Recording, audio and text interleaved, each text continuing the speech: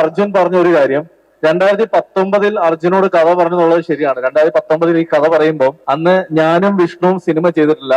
അർജുനും സിനിമയിൽ ഇങ്ങനെ ഒന്ന് കത്തിക്കേറി വരുന്ന സമയമാണ്. അപ്പൊ ഞങ്ങളെ വിശ്വസിച്ച് അന്ന് ഞങ്ങൾ അതിന്റെ ഒരു ബഡ്ജറ്റ് പ്ലാൻ ചെയ്ത് ഒരു 4 കോടി രൂപയ്ക്ക് ചെയ്യാനൊരു സിനിമയായിട്ട് പ്രൊഡ്യൂസർമാർ ചോദിച്ചപ്പോഴത്തേക്ക് അവർ പറയല്ല, നിങ്ങൾ സിനിമയൊന്നും ചെയ്തിട്ടില്ലോ, നിങ്ങളെ വിശ്വസിച്ച് എങ്ങനെ 4 കോടി ഇറക്കുമെന്നൊക്കെ പറഞ്ഞു. വർഷങ്ങൾക്ക് ശേഷം 2022 മാളികപ്പുറം സംഭവിക്കുന്നു.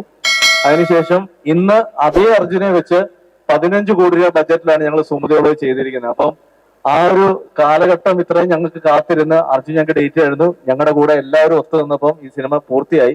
ഇതിന് നല്ലതോ മോശമോ എന്നുള്ള കാര്യം ഇത് നിങ്ങളാണ് തീരുമാനിക്കേണ്ടത്. ഈ സിനിമ വിജയിപ്പിക്കണം എന്നുള്ളത് തിരുവനന്തപുരത്ത് നിന്ന് നല്ലൊരു സപ്പോർട്ട് ഞങ്ങൾക്ക് എപ്പോഴും ഉള്ളതാണ്. ഞങ്ങളുടെ വേട്ടമൃഗങ്ങളിവിടെ ഉണ്ട്. കാരണം സിനിമ അത്രയും സപ്പോർട്ട് ചെയ്യുന്ന ടീംസ് ഉണ്ട്, മുഴുവൻ മീഡിയ ടീംസ് ഇവിടെ ഉണ്ട്.